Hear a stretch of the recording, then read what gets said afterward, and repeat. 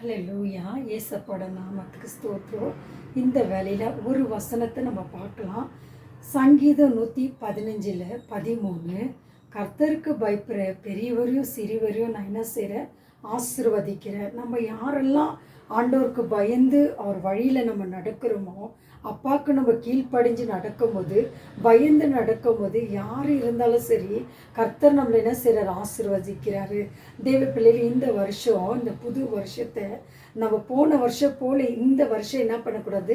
நம்ம இருக்கக்கூடாது. இந்த வருஷம் வர இந்த புது வருஷத்தில் நம்ம தேவனுக்கு பயந்து ஜெபத்தில் வேத வாசிப்பு, நம்ம ஆவிக்குரிய வாழ்க்கை எப்படியெல்லாம் ஆண்டவரை தேடணுமோ, நம்ம எப்போ ஆண்டவருக்கு பயப்படுறோமோ, ஆண்டோட ஆசீர்வாதம் நம்ம மேலே என்ன பண்ணும்? இறங்கி வரும்.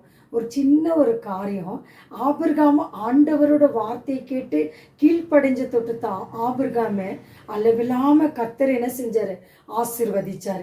ஆபிரகாம் ஆண்டோட சத்தத்தை மாத்திரம் கேட்டார். கேட்டு அர்ப்பணித்து ஒப்பு கொடுத்து கீழ்ப்படிஞ்ச தொட்டு ஆபிரகாமே இந்த பூமிக்குறி தாங்கக்குரியாத ஒரு ஆசீர்வாதத்தை தேவன் ஆபிரகாம் கொடுத்தார். இன்னைக்கு நம்ம என்ன செய்யலாம்? தேவனுக்கு பயந்து நம்ம நடக்கும்போது ஆண்டவர் நம்மளை ஆசீர்வதிப்பார். நம்ம கண்களை மூடி ஜெபிக்கலாமா? ஹல்லேலூயா. ஸ்தோத்திர ஆண்டவரே. பரிசுத்த ஆவியான வேதத்தில் பார்க்குறோம், கர்த்தருக்கு பயந்து யாரெல்லாம் சிறுவர் பெரியவரும் நான் ஆசீர்வதிப்பேன்னு சொல்லிடுறப்பா. யாரெல்லாம் இந்த புது வருஷத்தில் உமக்கு பயந்து நடக்கிறாங்களோ கர்த்தாவே, அவங்களெல்லாம் நீங்கள் ஆசீர்வதிக்க ஜெபிக்கிறேன். ஆண்டவரே, இதை பார்க்குற ஒவ்வொரு பிள்ளைகளை நீங்கள் ஆசீர்வதிச்சிங்கப்பா. ஆசீர்வதித்து வழி நடத்துப்பா.